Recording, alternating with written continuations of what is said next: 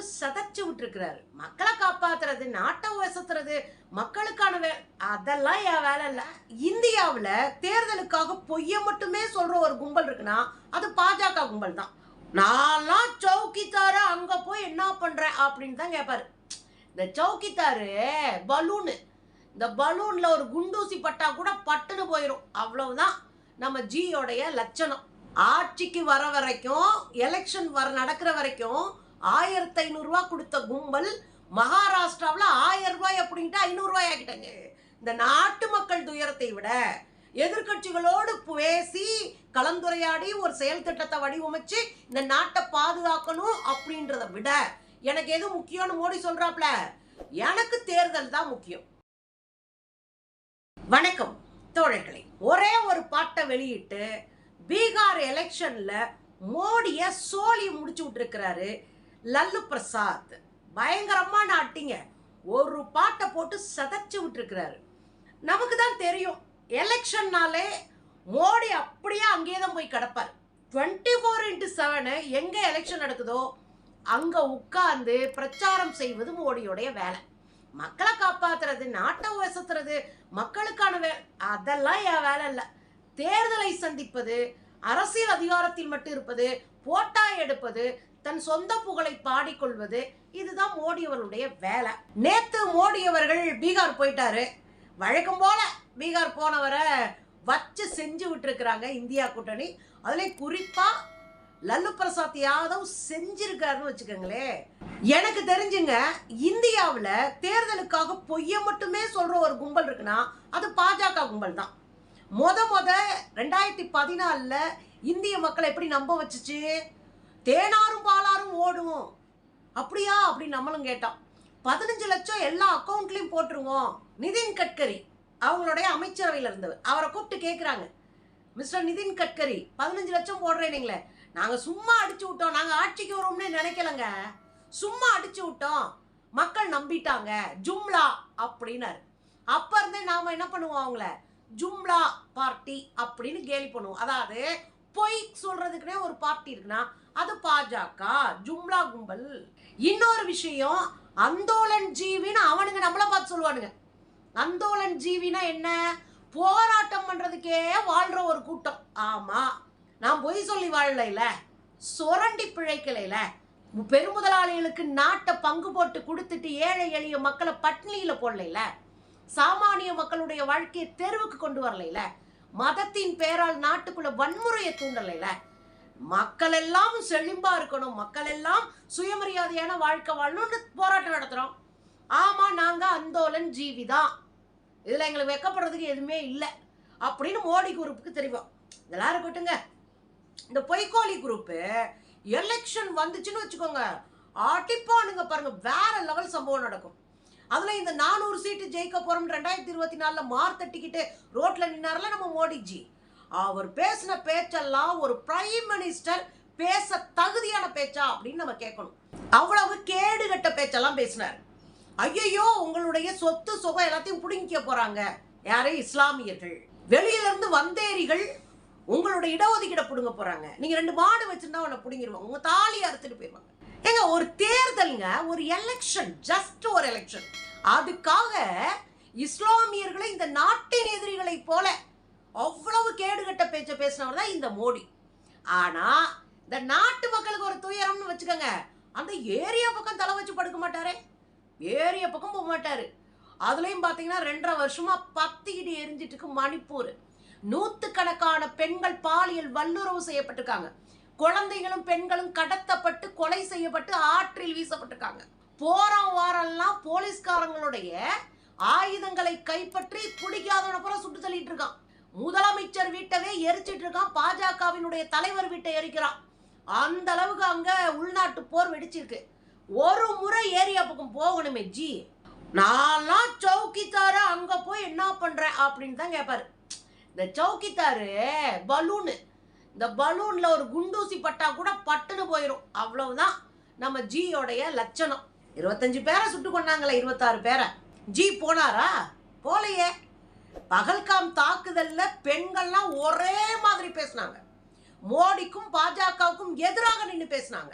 உடனே வாய் அடைக்கிறதுக்கு ஒரு வேலை பார்த்துதான் உடனே ஆபரேஷன் சிந்தூர், அப்புறம் தெரு தெருவா போய் பொம்பளை பிள்ளைங்களுக்கு குங்குமம் கொடுக்குறோம், அப்புறம் திரங்கா யாத்திரை அப்படின்னு எல்லா யோக்கியத்தனம் பண்ணாங்க. எப்படி இன்னைக்கு முருகனை தூக்கிட்டு வந்து மதுரைக்குள்ள ஒரு ஒம்பளுக்கு ரெடியா இருக்கானுங்களோ அது போல. புரியுதுங்களா? அப்ப எலெக்ஷனுக்காக எதையும் செய்யக்கூடிய ஒரு கேடுகட்ட கும்பல் தான் இந்த பாஜக கும்பல். அவரோட எப்பயுமே பல்டி குமார்னு ஒருத்தர் இருக்காரு. யாரு? நிதிஷ்குமார். அவருக்கு அந்த ஊராளுக வச்ச பேரே பல்டி குமார் தான். அவர் தான் ஏதாவது ஒரு இடத்துல இருக்க மாட்டாரு. எப்பயும் முதலமைச்சரா இருக்கணும், இந்த பக்கம் இந்த பக்கம் இந்த பக்கம் இந்த பக்கம் மாறி மாறி இருப்பாரு. பல்டி குமாரையும் ஜியையும் வச்சு முடிச்சிருக்கிறானுங்க. ஒரே பாட்டு தான் பீகாரோடைய அரசியல சோழிய முடிச்சு விட்டுருக்காங்க. அப்படி என்ன பாட்டா? முதல்ல பாட்டை பாருங்களேன்.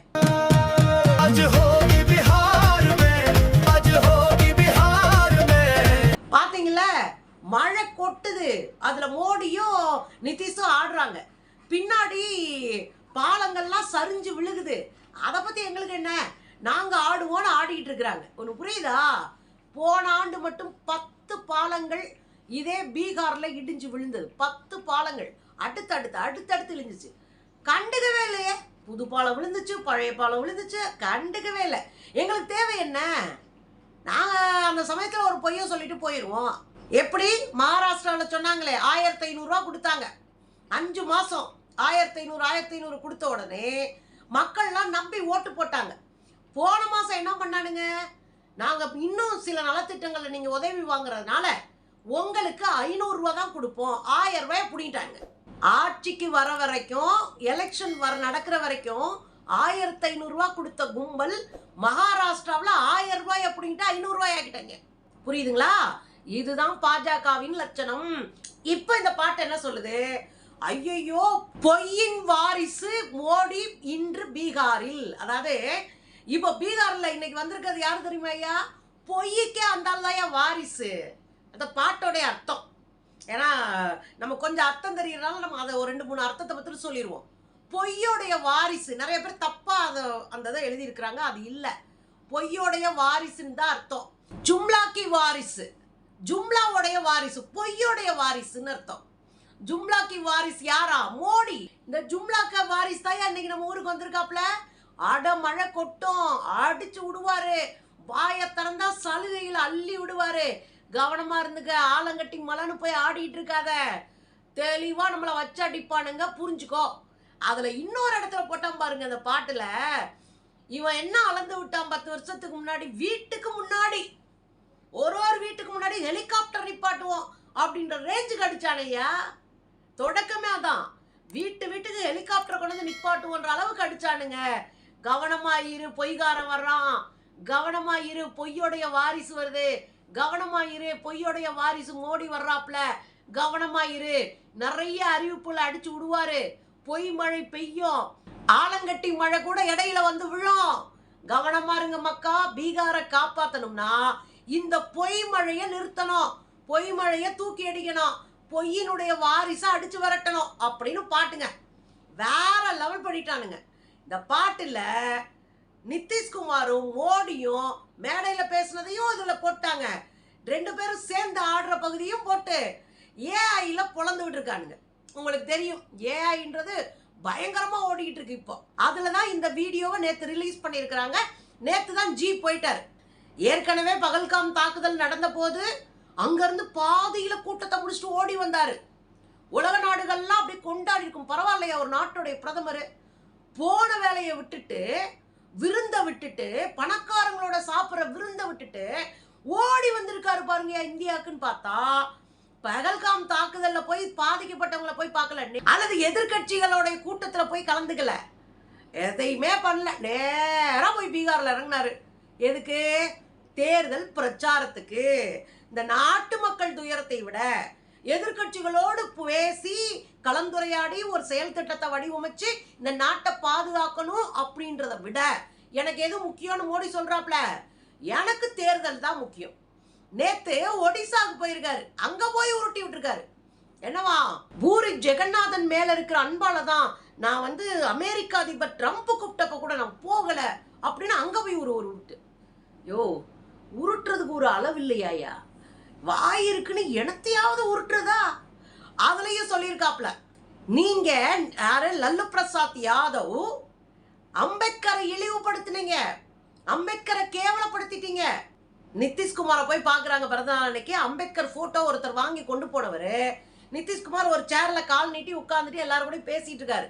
இவர் அவருக்கு ஏதோ கொடுக்க போனவர் அவர் கால் இருக்கிற அந்த சேர்ல அம்பேத்கர் போட்டோ வச்சுட்டு போயிட்டார். தப்பு தான், தப்பே தான். அம்பேத்கரை மரியாதை கொடுக்கணும். ஆனா நம்ம மக்கள் பொலிட்டிக்கலா அப்படியே தூக்கிக்கிட்டு அலைஞ்சிட்டு அங்க போய் காலடியில் அவர் நீட்டி இருக்கிற அந்த சேர்ல வச்சுட்டு ஏதோ ஒன்று கொடுக்குறாரு. அந்த மீன் டைம் கேப்ல இதை போட்டோ எடுத்து பயங்கர வைரல் ஆக்கிட்டாங்க. இது பிரச்சனையா ஓடிட்டு இருக்கு. இதுக்கு இடையில இதை வச்சு அவர் பிரச்சாரம் பண்றாரு. யாரு? மோடி. அம்பேத்கரை நெஞ்சில் வைத்திருக்கிறேன். நெஞ்சில் வச்சிருக்கிறது யாருன்னு பாருங்க. மோடி நெஞ்சில் வச்சிருக்காராம். உங்களுடைய அமைச்சரவை பார்லிமெண்ட்ல கொடுத்த அறிக்கை என்ன தெரியுமா?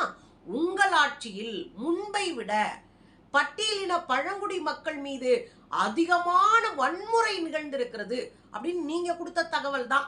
அப்புறம் அம்பேத்கருடைய வீட்டையெல்லாம் தேசிய உடைமையாக்குனா மட்டும் போதாதுங்க. தலித் மக்களினுடைய முன்னேற்றத்துக்கு நீங்க என்ன பண்ணீங்க? அந்த அரசியல் அவங்களுக்கான பங்கெடுப்பு என்ன?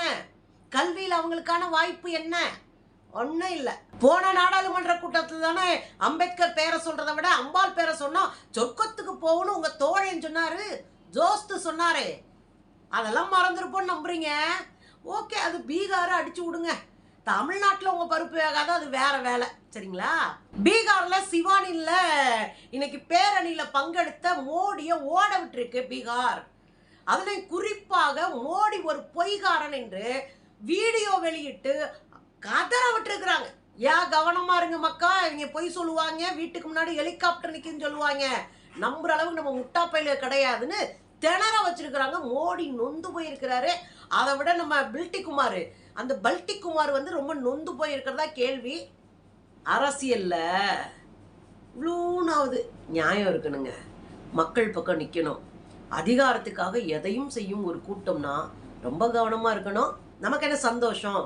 ஏஐயை வச்சு, அதாவது ஆர்டிஃபிஷியல் இன்டெலிஜென்ஸ், செயற்கை நுண்ணறிவை வைத்து எக்கச்சக்கமான வீடியோ போட்டு வர்ற எலெக்ஷன்ல மோடியை முடிச்சிருவாங்க. நமக்கு நல்லா சந்தோஷமா இருக்குப்பா. மோடி அடி வாங்கினா மனசுக்கு எதமா இருக்கும்.